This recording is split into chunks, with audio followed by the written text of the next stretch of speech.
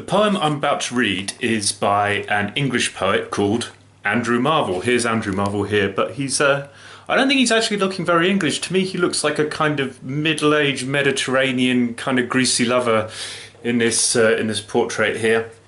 Andrew Marvell is an English poet of the metaphysical school, and he's kind of a bit of a one-hit wonder.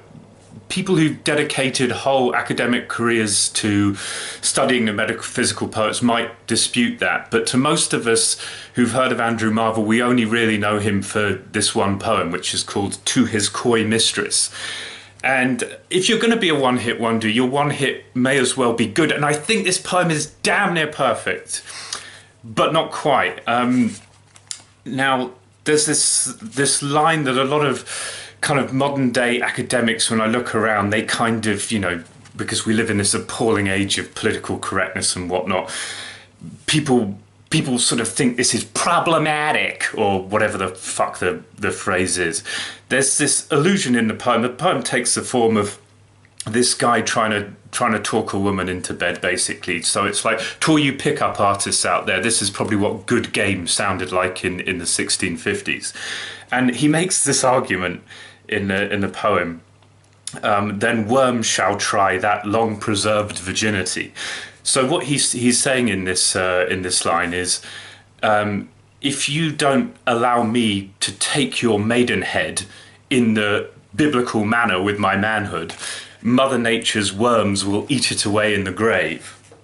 And a lot of people sort of feel that that's a bit creepy these days. They kind of, someone has even, in fact, I've seen a couple of people kind of make this rather stupid argument that of all the pitches he makes to take her virginity in the poem, this is the one which is least certain to be successful. And I think that's silly, because it all depends on who you're chatting up. I mean, if you're trying to chat up some fucked up goth chick in Slimelight on a Saturday night, that's probably the one which is gonna win it for you. So it depends entirely on the bird you're chatting up. I don't like that particular line just because I don't know if I've mentioned this on this channel before, but I have this pet hatred of half rhymes, I rhymes, near rhymes, and unfortunately it's not even the only one in the poem. He tries to rhyme wood with flood and some really annoying, it just bugs the shit out of me why people do that. If you're gonna rhyme, find a good, strong, decent rhyme. If you're not going to, don't rhyme, but don't fuck about like a gibbering wimp and have these near rhymes or half rhymes. And even the best poets writing some of my favourite poems just do this, and I just cannot understand why. But anyway, that rant over. I don't have any problem with that line in terms of its content. It's just that bloody half rhyme. But he does redeem himself a little bit afterwards, where he has this couplet. He says, "The grave's a fine and private place, but none, I think, do there embrace," which is one of my favourite couplets in English poetry. I think that's a brilliant couplet.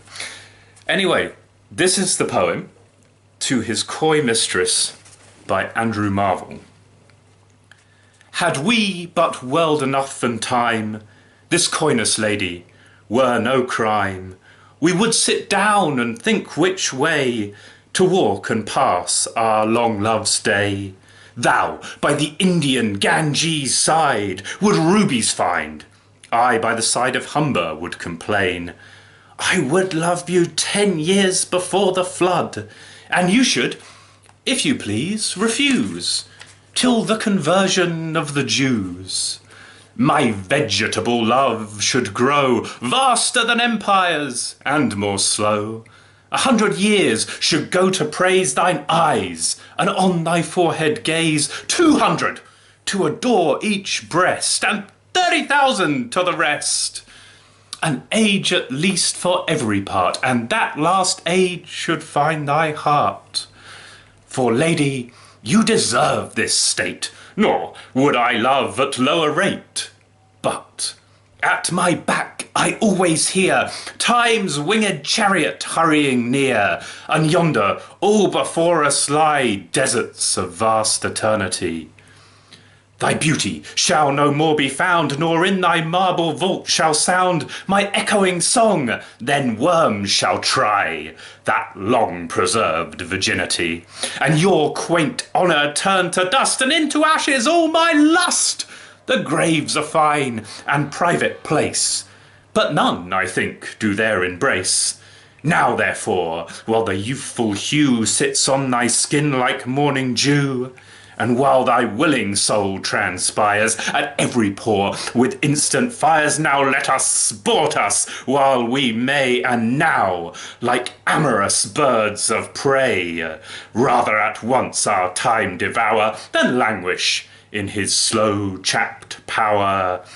Let us roll all our strength and all our sweetness up into one ball, and tear our pleasures with rough strife through the iron gates of life.